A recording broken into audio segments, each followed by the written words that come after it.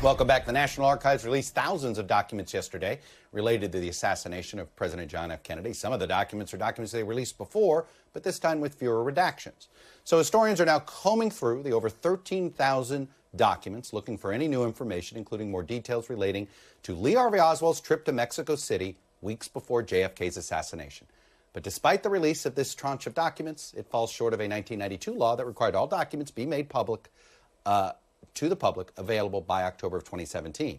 In 2017, then President Trump authorized the release of some documents, but he was convinced to hold back others, citing national security concerns. And last year, President Biden postponed the release of any documents, citing the pandemic, which is why we just got this release now. According to the National Archives, 97% of all documents related to JFK's assassination have been released, and the remaining 3% are either fully or partially redacted. In a memo from the president, the National Archives have until May of next year to review the remaining redactions, with the next batch of documents scheduled to be released by June of next year. So joining me now to break this down is Jeff Morley. He is simply the best JFK expert there is. He's vice president of the Mary Ferrell Foundation. So Jeff, it seems as if we're sort of in the same place we were last year when we talked about this, which is the CIA is clearly afraid of something going public about their actions in Latin America, Cuba, or what they knew about Oswald. And it looks as if we're not getting any answers from this tranche of documents.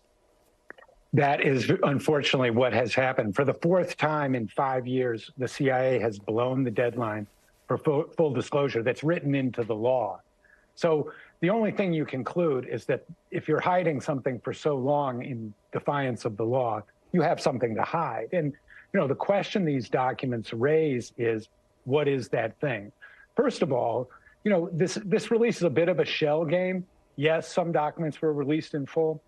We went through last night and checked about 35 documents that supposedly released in full. In fact, only 13 of them were released in full, and 20 others still contain virtually the same redactions that they included last week. They might have declassified a sentence or two. So there's a bit of a shell game going on here, and which sort of doubles the importance of the question. So what are they hiding? Look, there's a lot of theories. It seems like one of the explanations could be there's some actions they took in the 50s in Latin America, in Cuba, in dealing with Oswald that are going to be pretty embarrassing.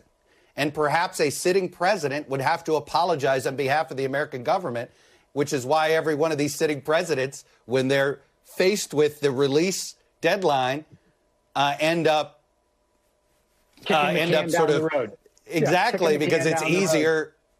Is that the most likely explanation here?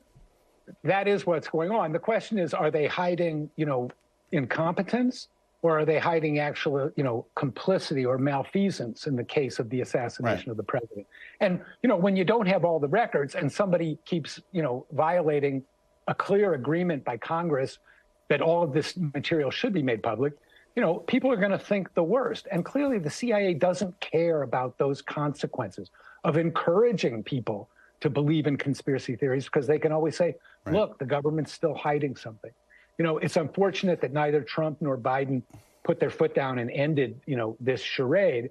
And now they're going to kick the can down the road and, you know, hope that this thing goes away. But, you know, look at the attention it gets every November 22nd. Look at the attention this order gets. You know, it's not going to go away. The CIA wants the problem to go away, but it's a problem of their own making, you know, and the only way to solve it is to have full disclosure now.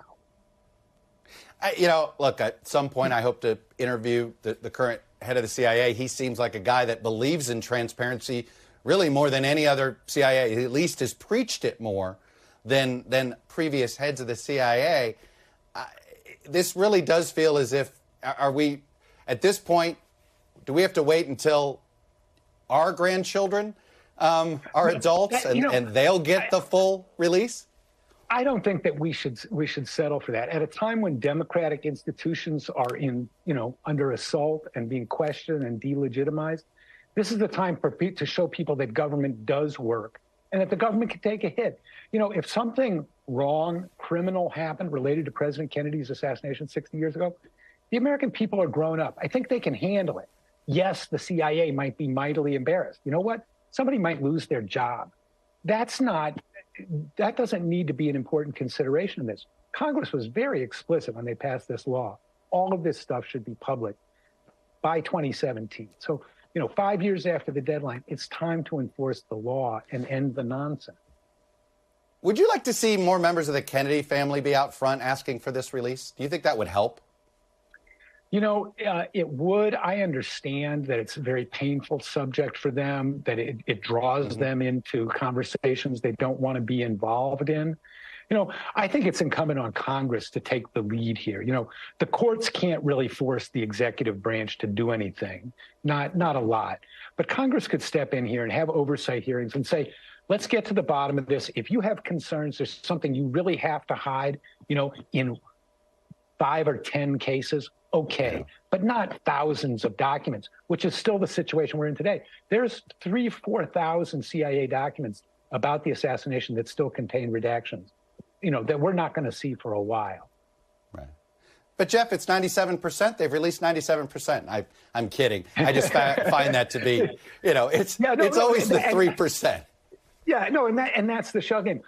That's all the government records. That's not the CIA records. The CIA only released about 2/3 of the documents that had redactions yesterday. So, they're playing games with this subject, and that encourages people to be suspicious. It's too bad. No, you're right. You're right. It only increases conspiratorial thinking at a time when we should be demystifying how things work. Jeff Morley, always a pleasure to have you on. Keep digging, my friend.